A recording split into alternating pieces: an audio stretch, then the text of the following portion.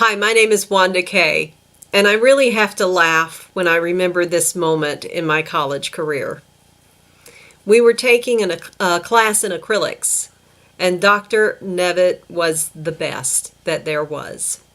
I was excited to have been able to take his class, and we had been taught several techniques. We brought our canvases back to class and put them on easels in a circle. We were going to have a critique.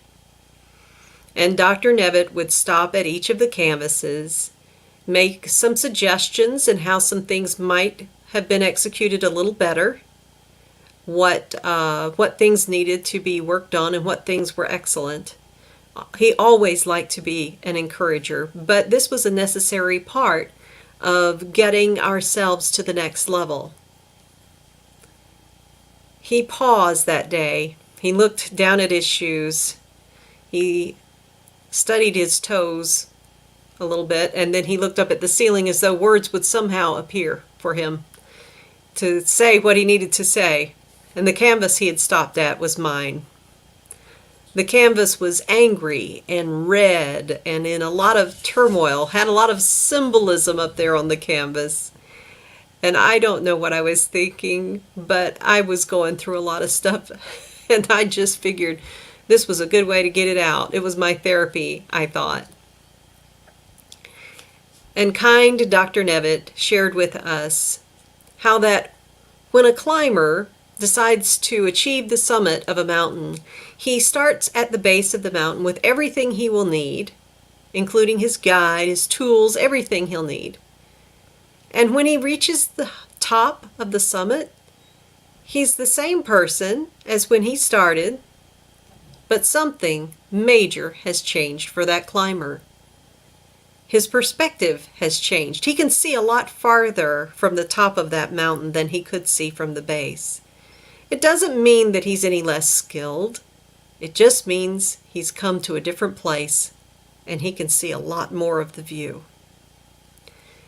Dr. Nevitt suggested that maybe there would be a time for me to express my turmoil on canvas, but at the base of the mountain where I found myself now, while I was no less worthy, gifted, and talented than I would be when I achieved the summit, I might have a different perspective. And I might try a kinder and gentler approach, because beating my viewer over the head with my imagery was not allowing my viewer to interact with my work. Instead, it was shoving everything in the viewer's face. And true artwork does more than just evoke a reaction, but it invites the person to come in and to participate and interpret and make it an experience that is not just one created by the artist, but the experience is unique to each viewer. And I didn't understand that then. Kind Dr. Nevitt was good enough to explain it in a very gentle way, and I have to laugh when I remember his pause and his struggle to find the right words to tell me what I needed to hear that day.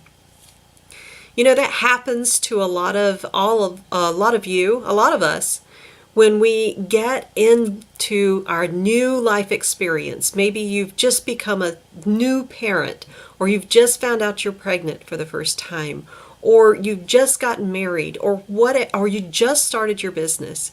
You are filled with passion. You are thrilled. You are sure that if you don't tell everybody every little thing, that they can't appreciate what it is you've gone through, and you're forgetting they have a little different perspective. Maybe they have gone through some things.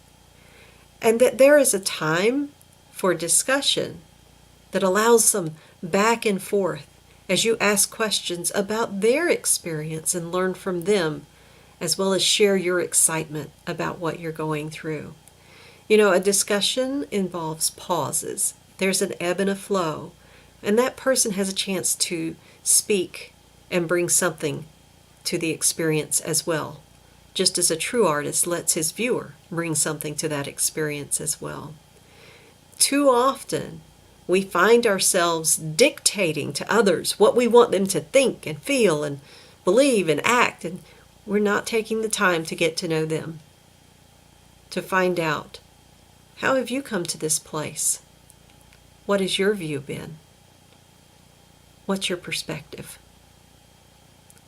I hope this video has been a blessing to you. I hope you will like, comment, and share it with others. And I look forward to talking with you again soon. Have a blessed day.